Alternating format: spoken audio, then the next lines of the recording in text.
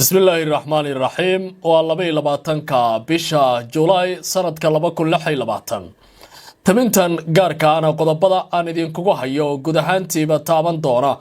حيصد دي حالة كتاغان قبل كباريغا دحي وحا كميدا دوغيما لغو قاضي قيبا كميدا كونفورتا ودنكا إيران يولي بجسيرة دا لويراني oo mar kale lagu soo waramayo in ciidamada Mareykanku ay bartilmaameeysadeen haddaba jasiiradahan maxay tahay sababta ciidamada Ameerikaanku ay weerarka xoog leh ugu hayaan marka la fiiriyo sida ay wax u socdaan xilligan si gaar ah ayaan khiyaaray u faaqidi doonaa oo aan ku lafaguraya barnaamijkan dhinaca kale ciidamada dawladda Iran ayaa weerar xoog leh ku qaaday qaybo kala duwan oo kamid ah wadamada Carabta ciidamada wadanka Urdun ayaa ku dhawaaqaya saaka oo kaliya in duqeymihii ugu xooganaa ay uga yimaadeen dhinaca wadanka Iran sidoo kale ciidamada ilaalada kacaanka jamhuuriyadda islaamiga ah ee Iran waxa ay tafaasiil ka bixiyeen nooca weeraradii ugu dambeeyay oo ay ku qaadeen qaybo kamid ah wadamada Carabta saldhigyo la weeraray ayay sidoo kale ka waramayaan haddii aan eego dhinaca diblomaasiyaddana madaxweynaha wadanka Mareykanka saraakiisha ku dhow gaar ahaan xogayaha muraha dibadda Mareykanka Marco Rubio ayaa ku dhawaaqay in Washington ay markan doorbidayso xal diblomaasiyadeed oo la gaaro haddaba maxay tahay isburinta ka imaanaysa dawladda Washington iyadoo xalay uu madaxweynaha wadanka Mareykanka uu ku gacan sayray in dalkiisa uu diyaar u yahay wax wada xaajooda inuu galo war ka soo baxay wasaaradda muraha dibadda Iran oo ku saabsan arrimaha nuclearka madax kala duwan oo biri booqanaysa magaalada Tehran iyo waliba weerarka suuragalka ah ee loo qorsheeyay nuclearka wadanka Iran xagge iminka maraya haddii aan ku horeeyo ciidamada ilaalada kacaanka wadanka Iran waxa ay saaka weerar xoog leh ku qaadeen qaybo kamid ah saldhigyada waaweyn ee ku yaala wadamada Carabta ee gobolka Bariga Dhexe laba saldhig oo gaar ah ayay ku dhawaaqeen inay bartilmaameedsadeen ujeedadana waxay ku tilmaameen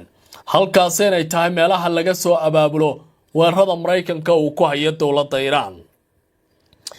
ciidamada ilaalada kacaanka islaamiga ah ee Iran ayaa ku dhawaaqay maanta inay weerar ku qaadeen laba saldhig oo ku yaala dalka Urdun kuwaasi oo lagu kala magacaabo saldhigga Amir Hassan iyo saldhigga Boqor Faisal bayaan ay soo saareen ayaa waxay ku sheegeen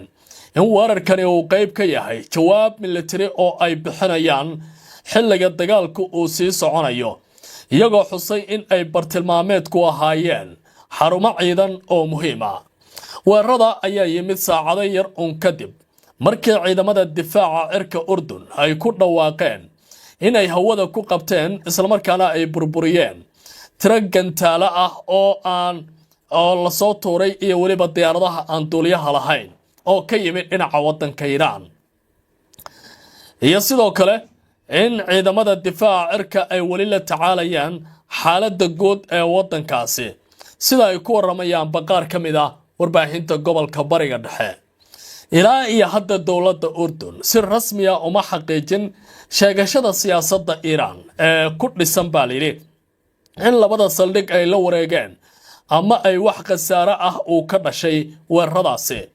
dhinaca kale xaaladda amniga gobolka ayaa wali aad u kacsan iyadoo ay sii kordhayaan iska horimaadyada u dhaxeeya Iran Mareykanka iyo xulufadiisa gobolkaasi Bariga Dhexe haddii aan eego wararka isla dhinaca Iran ka imaanaya weerar xoogan ayaa lagu soo waramayaa in lagu qaaday qaybo kamid ah jasiiradaha muhiimka ah oo ay kamid tahay Siriig sida ay tilmaamayaan baqaar kamid ah wakaaladaha wararka ee dawladda Iran ujeedada weerarka waxa lagu tilmaamay inay ahayd mid dawladda Iran ay doonayso baaliri in ay kaga hortagto weeraradaasi hasaatee ciidamada Centcom ee Mareykanku waxa ay wali sameynayaan duqeymaha ugu xoogan oo ujeedadoodu tahay in ay ku naafeeyaan ciidamada wadankaasi Iran wakaalada wararka ee dawladda Iran ee Faris lagu magacaabo ayaa sheegtay in 3 qarax laga maqlay agaarka magaalada Siriig oo ka tirsan gobolka Hormuzgan ee koonfurta wadanka Iran waxa ay sidoo kale xuseen in qaraxyadu ay ka dhaceen meelo ku dhow magaalada hase yeeshee lama shaacin waxa sababay qaraxa ama goobta saxda ah oo ay wax ka dhaceen ilaa iyo hadda mas'uuliyiinta Iran ma aysan soo saarin war rasmi ah oo faahfaahinaya sababta qaraxyadan ama haddii ay jiraan khasaare kale oo ka dhashay weerarada dhacdan ayaa ku soo beegmaysa xilli gobolku ay ka taagan tahay xiisad military oo sii xoogaysanaysa iyadoo faahfaahin dheeraad ah oo ku saabsan qaraxyadu ay wali aysan soo bixin iyo waliba dhibaatooyinka weeraradaasi ka dhashay oo ilaa iyo hadda aan shaacin dowladda jamhuuriyadda islaamiga ah ee Iran marka la eego xaaladda kale ee gobolka saaka ka taagan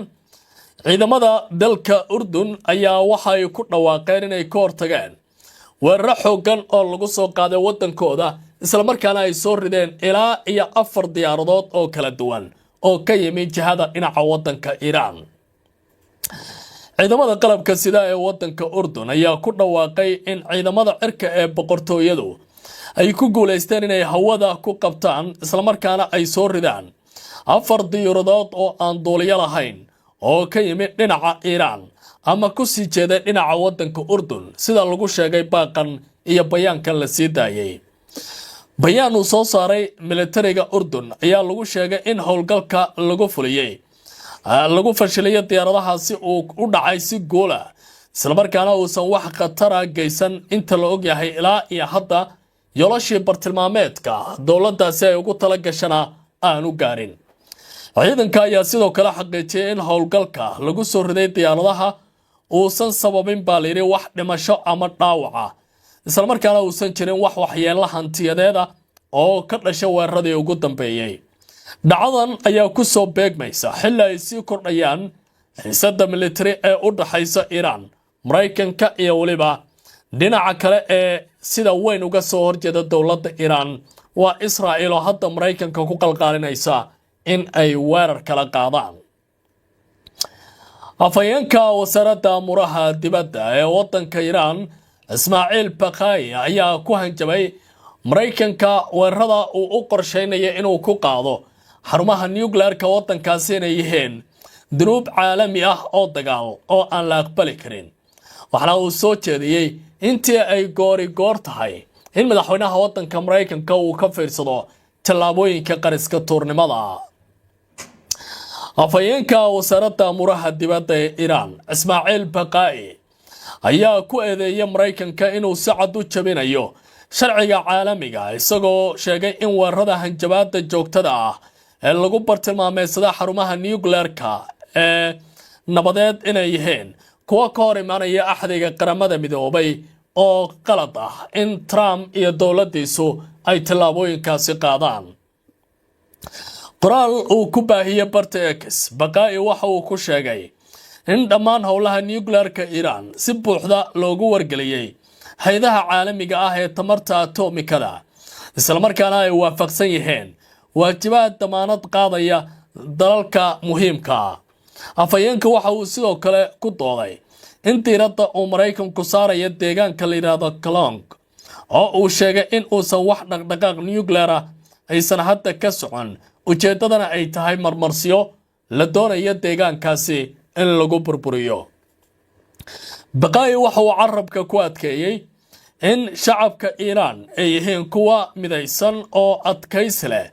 isla markaana diyaar u ah inay si buuxda uga hortagaan tallaabo kasta oo cadawtinimo ah oo uga timaada Mareykanka ama xadgudub kasta oo lagu sameeyo baaliri madax banaanida iyo amniga qaranka wadankaasi Iran xilli qaar ka mid ah garoomada diyaaradaha ee wadanka Ciraaq loo xaray sababo la xiriira weerarada dowladda Iran ay qaadayso haddana ra'iisul wasaaraha cusub ee wadankaasi ayaa maalinta bariya booqan doona magaalada Tehran isagoo kulamo la yeelanaya madaxda kala duwan ee dowladda Iran ujeedadu waxay tahay in uu kala xaajoodo duqeymahan xoog leh ee dowladdaasi Tehran ay ka shaqeynayso afayeenka dowladda Ciraaq ayaa ku dhawaaqay in ra'iisul wasaaraha wadankaasi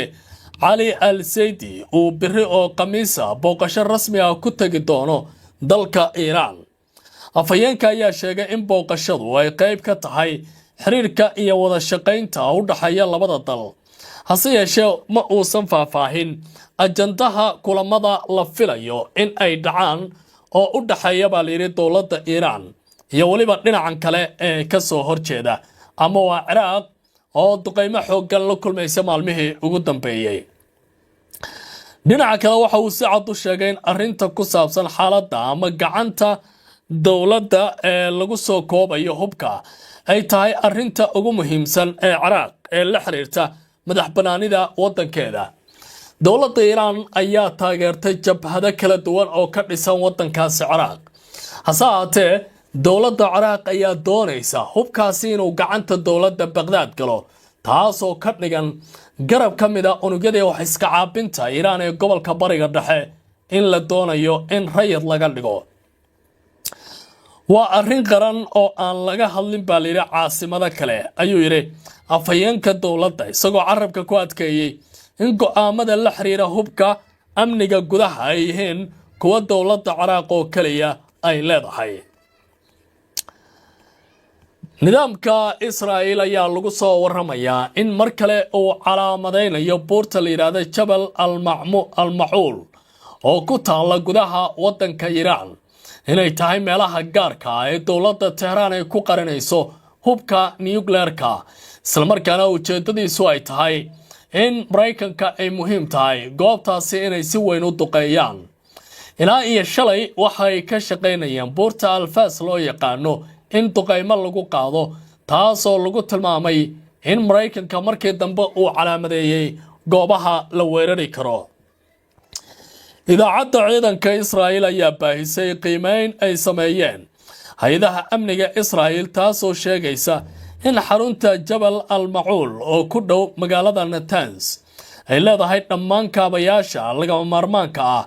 in lagu dhiso xarun dhulka hoostiisa ah oo ku taala oo lagu kobciyo uraniumka. qiimeynta ayaa sheegaysa in haddii la helo uranium la kobciyo, arrintaasi ay noqonayso qadcas oo u baahan in Mareykanka uu si degdeg ah uga falceliyo. warbixintu waxay intaas ku dartay in mas'uuliyiintu ay hadda u muuqato kuwa diyaar u ah in ay hirgeliyaan xaruntaasi howlgal lagu kobcinayo uraniumka ilaa heer 90% la gaarsiiyo, taasoo ah heerka ugu badan ee lala xiriirinayo isticmaalka militariga dowladda Iiraan. sidoo kale qiimeyntu waxa ay sheegaysaa in Israa'iil inkastoo Mareykanku uu awood u leeyahay in uu carqaladeeyo shaqada xarunta uu kaga hortagayo si buuxda in uu howlgasho, haddana aysan u badnayn baa la yiri in gabi ahaanba la burburiyo xaruntaasi maadaama ay ku taalo dhulka hoostiisa.